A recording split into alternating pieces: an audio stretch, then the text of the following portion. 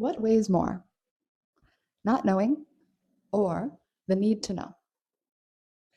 This was a question that was posed at the end of one of the Zen stories in a book that I'm reading. And at first I was like, wait, is it different? Do they weigh different things? What does that mean? And then I thought about it and I contemplated it. And it became very clear to me that not knowing doesn't really have a weight because that is our natural state. Life is unknown. We don't know what is going to happen for certain on anything except death.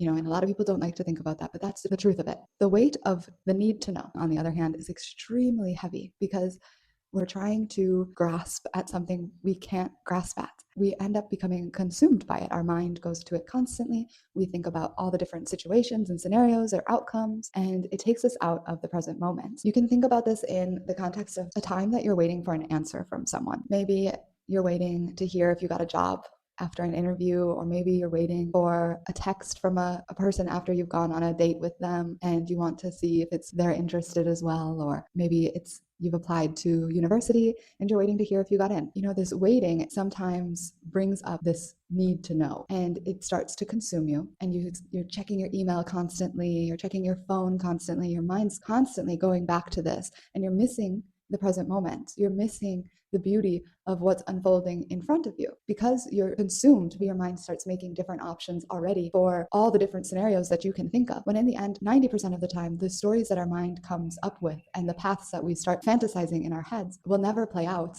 in real life. So we're causing ourselves to suffer in the moment. The answer is not what we were expecting. We suffered twice instead of just once. So either way, if you get caught in this weight of needing to know, you suffer.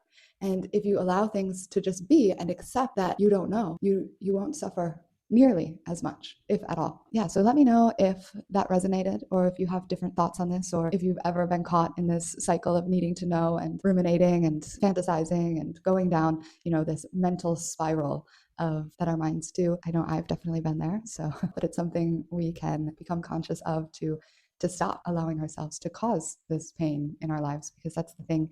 We don't have to cause ourselves pain. We can't control if other people or other situations cause pain, but we can control if we are putting ourselves through pain. Anyways, I hope you have a great day. I'm going to make my breakfast now, go to Pilates, got yoga today. It's going to be a very active day. All right, bye.